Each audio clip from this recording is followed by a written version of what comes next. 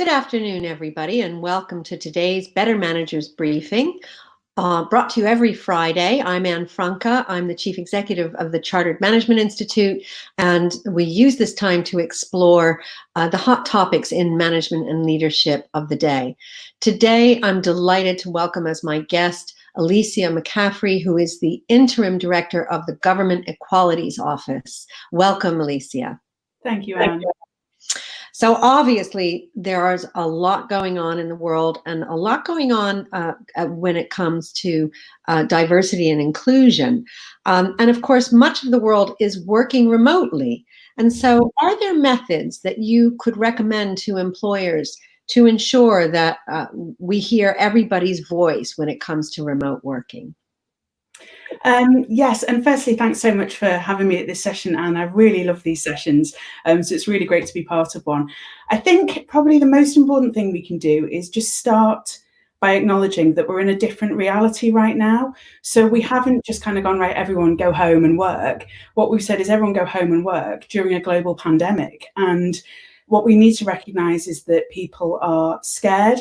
They're dealing with loss, they're dealing with fear of loss, they're dealing with the need to keep their families safe. For those with children at home, they're dealing with having to educate their children at home as well while trying to work.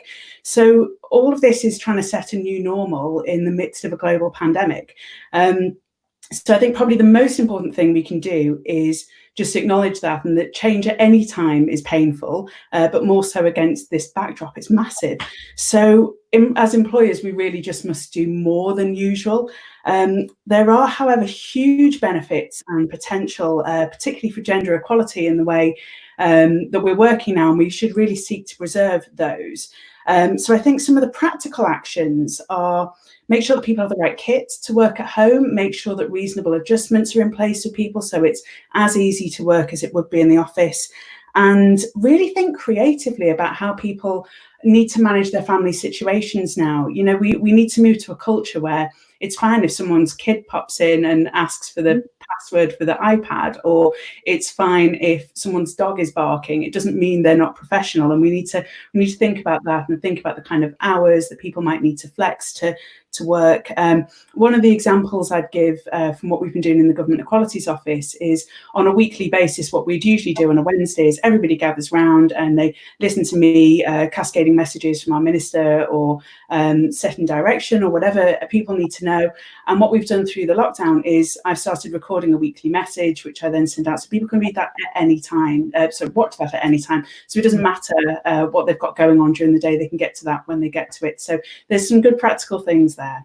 That's great. And yes, these two are recorded, so you can watch them at any time. And if you want to ask a question, please just click the link under the YouTube link, and we will be addressing questions later on. So thanks for that. Well, you mentioned the gender pay gap, and of course, we worked with the GEO on giving you advice to that great policy of reporting on the gender pay gap. And obviously, during the pandemic, it was the requirement was relaxed for companies, but a lot of people are asking, when are we going to go back to reporting, and what are the steps we're still taking to close that gap? Great, thanks, Anne. It was a really difficult decision, actually. It's something that I've personally been involved in gender pay gap reporting since the first year, and it was a really tough decision to suspend the enforcement. And I should say that we suspended enforcement to make it just easier for businesses at a time when they're just dealing with a huge amount. And we had a look right across government and said, what are the things we can do to minimise burden?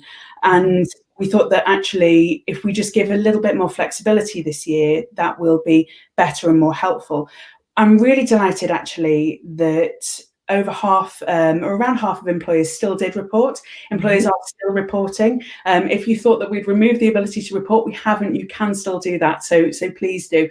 We were actually a bit surprised. We even had NHS trusts sort of quickly catching up with reporting just after the deadline. But what we wanted to do was just take away a bit of the pressure for businesses this year. So the requirement still exists to report.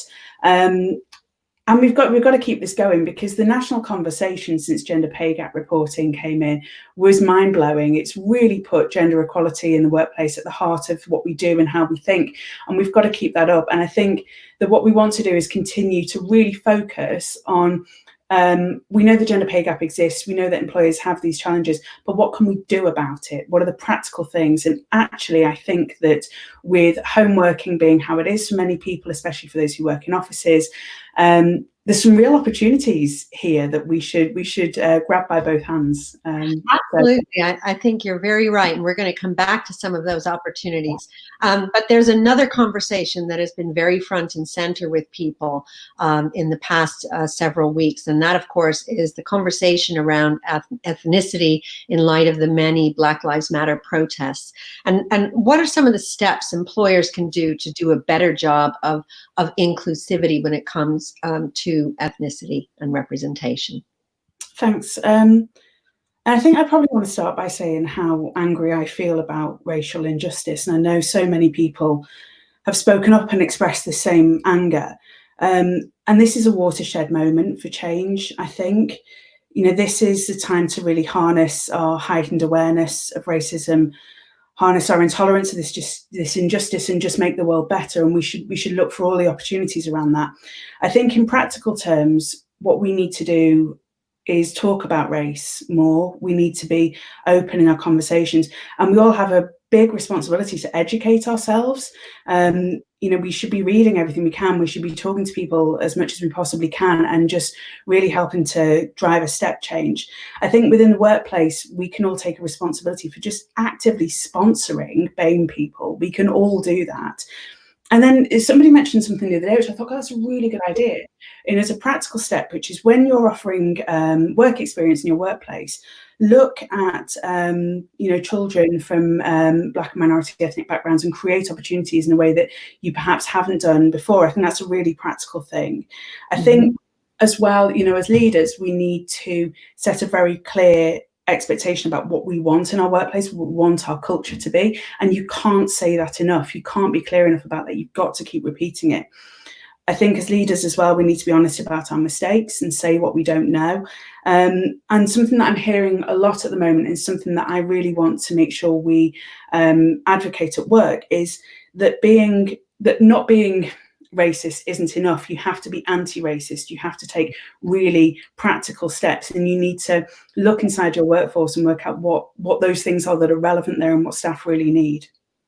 Yeah, that's a very good point. It isn't enough just to not be racist. You have to actively engage in the conversation and take steps. So, for example, so many young people will be affected by this crisis. So your idea of reaching out to people from minority and ethnic backgrounds and creating work experience opportunities for them is an excellent idea. And I really do hope that that's taken forward. So, okay, that's one step that you've mentioned. Among many other ideas, but what are some of the things that employers can do very actively to ensure that this diversity and inclusion agenda does not fall by the wayside as we start to recover from the COVID-19 crisis? I think the bottom line is that diverse organisations are better organisations. There's a whole raft of research and evidence and data about how much more productive diverse organisations are. We need to I almost feel like we need to stop having to make that business case because it exists. I want someone to show me a business case for a lack of diversity, and justify that. That would be really good to see. I think we're here with a massive opportunity, and the door is open wide now for us to allow greater flexibility to parents, for dads to increase the time that they spend caring, for things like reducing the commutes so that people can spend much more time at home. And also, you know, not having to commute to work is a really positive thing for people who have health problems, people who suffer with fatigue, people who have disabilities. You know, we need to really harness those opportunities and say that with the flexible way that we're working at the moment, there are good opportunities that we must build on. We must keep using this current crisis as a catalyst for better workplace diversity. I think there's been a lot of kind of old-fashioned workers, old-fashioned mentality, where we measure people's performance by attendance. You know, it's something I've seen myself where, you know, previous bosses of mine have said, well, of course, we could have done this if you were here yesterday. And I say, well, I was here, I was working at home, I was still working. And I think that there is a real opportunity now to shift that mindset. And anecdotally, I'm hearing lots of people say, I really thought that my staff were only working if I could see them, or I really thought that I had to be in the office to demonstrate my work and demonstrate that I'm working. And that mindset shift where I've had I'm going to be a little bit rude and say some of the dinosaurs, I'm sorry, it is a bit cheeky, but some people who I would classify as dinosaurs actually say, I can see it now, I get it, there's a better way of working, and I am productive when I'm at home and other people are, and we can measure people by their outputs, not by how long they spend with their bum on the seat in an office. I think that's so important, Elysia, and you've raised so many great points there. And, we've done some surveys. We did a survey with Engaging Works on whether or not people were happier working from home. And guess what? Many of them were. And we also, as you say, we've surveyed managers, and they've told us over 50% want a blended workplace. They want to be able to maybe go into the office a couple of days a week and work from home a couple of days a week. And I think you yourself experienced a moment of awakening and transformation about your own working habits when this happened. Tell us about that. I did. So for I think about 5 years, I live in the Midlands, and I've taken the train to London on a Monday morning and stayed in some not very nice hotels and come home on a Thursday night. And, I've really felt that to be a good leader, I need to be a visible leader, and I need to be at people's desks and talking to people and making sure they're okay. And what I've learned is, you do need to be a visible leader, you do need to be active, but that there are many other ways of doing that. And I have made a pledge that once we get back to whatever normal is, I'm going to spend less time commuting, I'm going to spend less time away from home. I'm going to be a visual manager through using the technology that we've got. And it's going to revolutionize my life. I would just say, though, I've learned one valuable lesson as a kind of unintended consequence of this way of working, because at first I thought, this is great, we've got all this tech, I can be on video with people and we can do all our board meetings on video and it's wonderful. And then I thought, oh, gosh, I really don't know why I'm getting these really bad headaches, and why have I got this tension in my shoulders? And realized that I'd gone from probably, when I'm in the office, I spend a lot of time going from one meeting to the next meeting to the next meeting. And I like to chat to people. You honestly, as you're finding today, you can't shut me up for a second. And so I really get my energy from being with people. And so I've gone from probably being on my laptop for about 2 hours a day to being sat at my laptop for about 10 hours a day. And what we need to learn is that using this kind of technology, it's wonderful and it's freeing and it's enabling, but it's also harder. It's harder to do a 2-hour board meeting on your laptop than it is to do it in person. And we need to just think a bit more about not trying to replicate the way that we work in the office in our own home. We need to think a little bit differently. That is so important. I was in a very long board meeting yesterday, and I had a headache, right? Last night I had a headache, and this morning I was very tired and my muscles hurt. And it's really important that we remember to take breaks, isn't it? Right? Yes. Step away from the computer, right? Go make a cup of tea, go pet the dog, go, play something with your kids, and do that often. Right. And I think sometimes we forget because we get so wrapped up. And you're right, in an office, we would more naturally move around. So I think that's great advice. We really do need to remember that. So what are some of the other key lessons that organizations and maybe even government can learn from this crisis? What are some of the other things you think are really important? So I think we shouldn't underestimate how embedded gender roles still are. The IFS, in partnership with UCL, found that mothers are 1.5 times more likely to have quit their jobs or lost their job or been furloughed since the lockdown. The University of Bristol and UCL, though, there's some good news. Before the pandemic, at home, women did 65% of childcare and men did 35%. And actually, this gap has narrowed where men are working at home by 12%. So I think the massive lesson here, I know it's really significant, the lesson is this is a really huge opportunity. We know that the gender pay gap opens up significantly after women have children. And we could reduce this by embracing flexible working. And something that I've said for a really long time is flexible working isn't about letting mums finish early to go and do the school run or letting mums work part-time. It is, but actually we really make the change by normalizing flexible working for men as well. We know anecdotally that men often say if they ask for flexible working, it potentially sends a signal that they're not taking their career seriously. We need to stop that now, because women are shouldering the weight of everything at home. And because it's culturally acceptable for women to ask for flexible working, they're the ones that work flexibly. They are the ones who then go home and do a huge amount of the work. And I think that this is a massive opportunity. And that research from Bristol University and UCL, it blew my mind. This is a huge opportunity, and we've got to grab this. And as employers, like, let's reset some norms. I know that in government, this is going to be talked about further at the Flexible Working Task Force group. You know, all eyes on this and taking it really seriously. Absolutely. And, you know, your point about men gaining experience firsthand of flexible working, even, for example, the chairman of major companies or the finance and audit committee people that have learned, you know, they thought, oh, we couldn't possibly do this remotely. And guess what? They can. And even, you know, for example, I have one chairman who told me that actually he's really enjoying being at home and he's cooking dinner every night for his family. And so, you know, it actually humanizes everybody. It makes men much more participative in the family and much more aware of all of the things that do go into a day. And it does build the trust, right? That key word, the trust that actually people really are working from home. And I couldn't agree with you more that when we come out of this, we really need to keep that up. We really can't go back to the way it was. So, okay.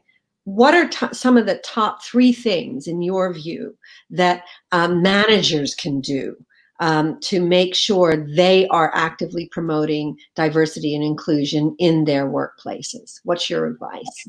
So the most important thing I think for any organization is to have dedicated diversity and inclusion leads, not as an add-on to someone's job, and it's got to be somebody who's suitably senior and empowered to really challenge things and make a change.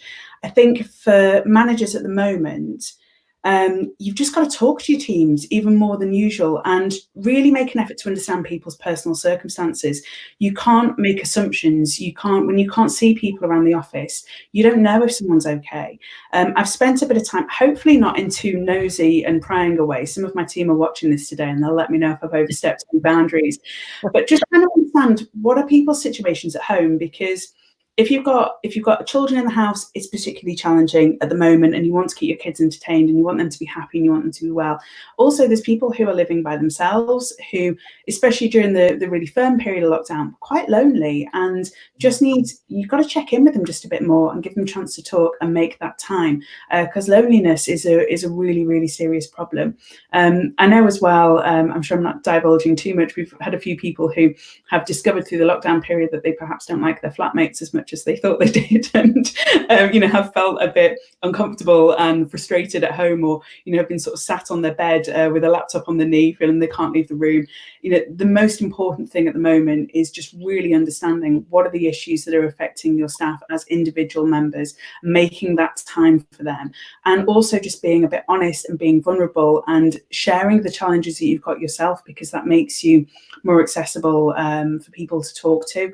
I think once I shared with a number of people that I was having headaches and was going to reduce my screen time, lots of people came back to me and said, I'm struggling in the same way. And I don't think that they felt they could say that beforehand.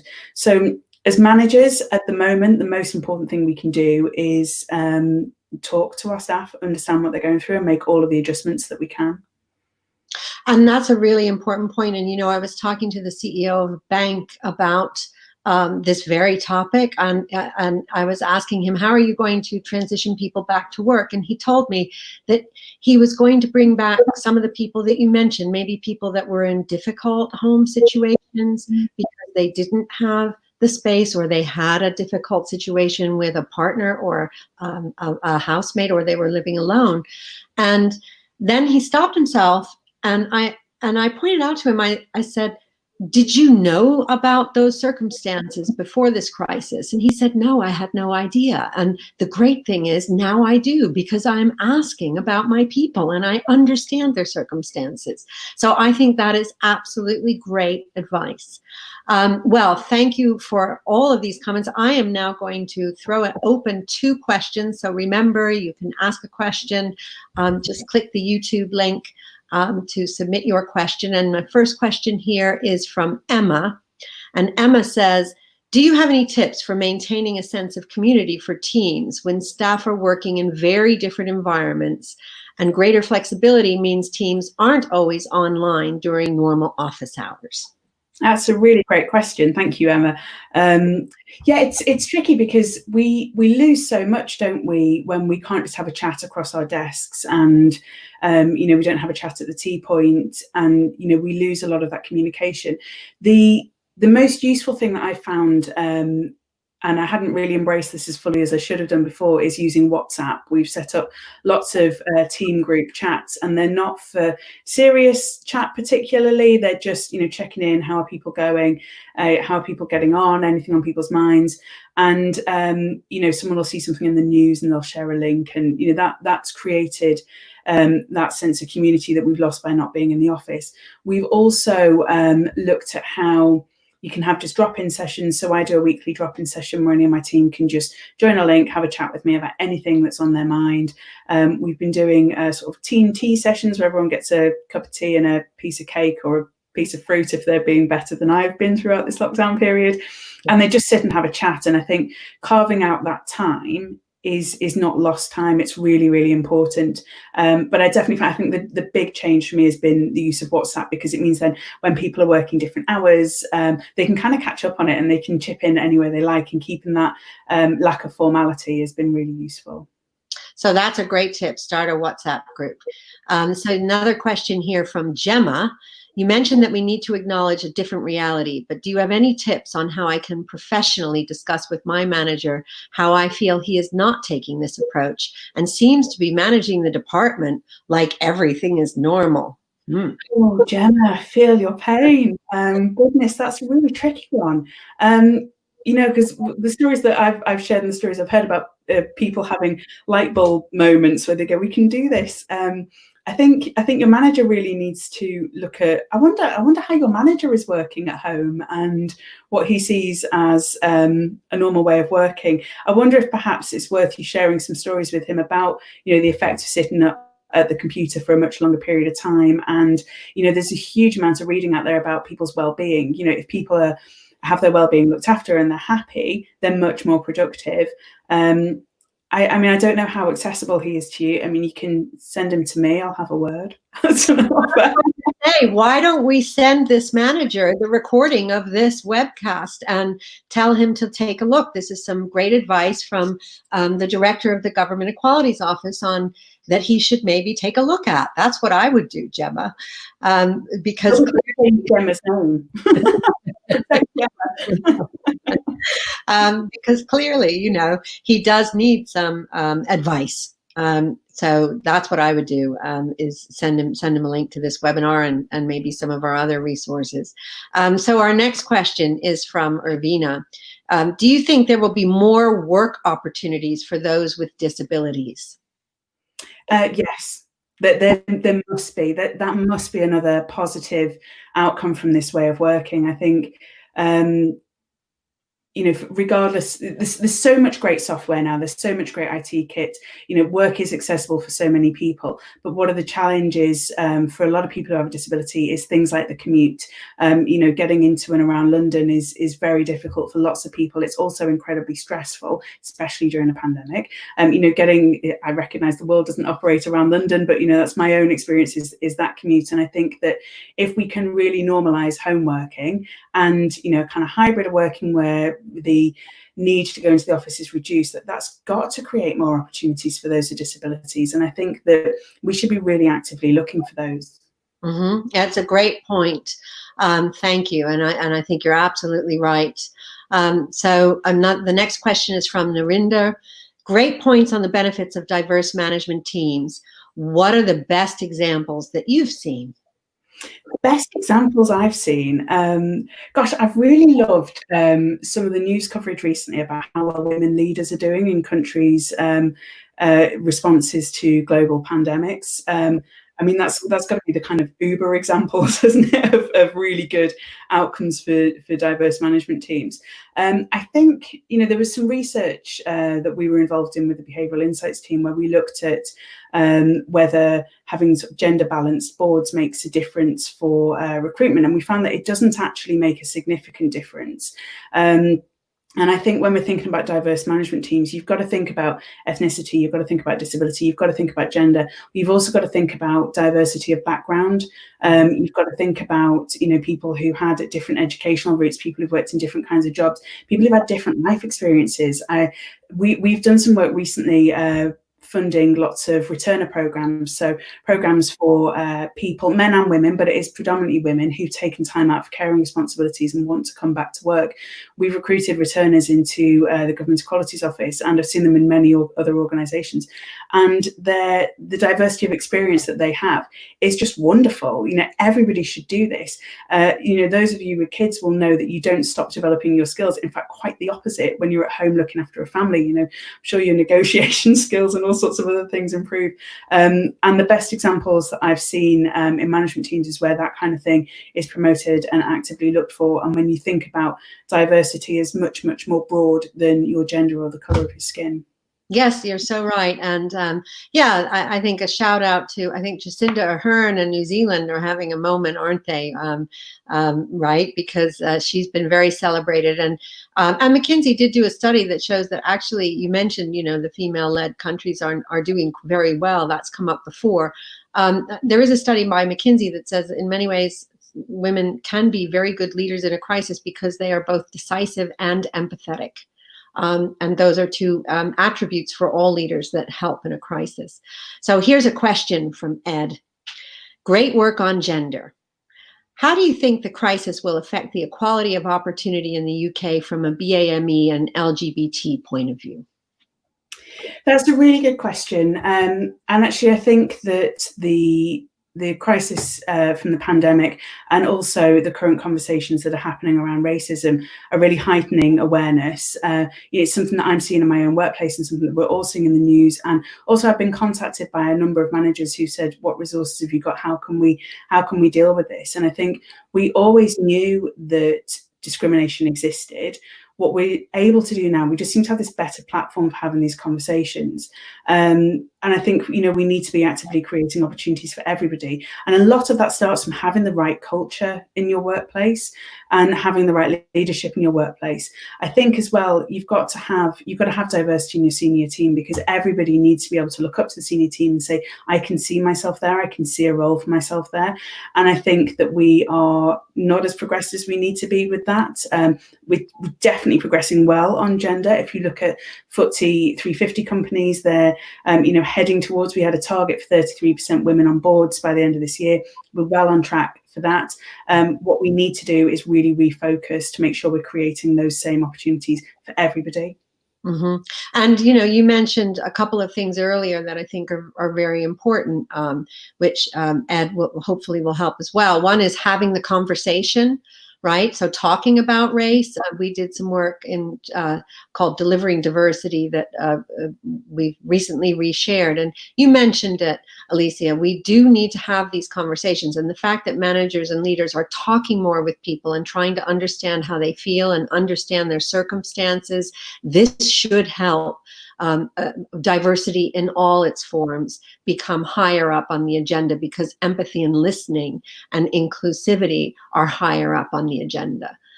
So some great points there, Elysia. Thanks. Your next question is from Gareth. Do you think that flexible working can encourage less confident people to speak up, as there is less physical pressure and intimidation?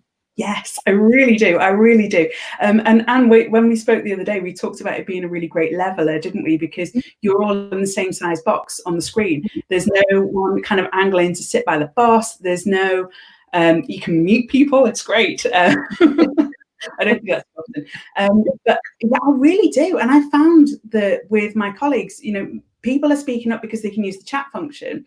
and they can think about what they want to say, and everybody gets the chance to be heard much more then.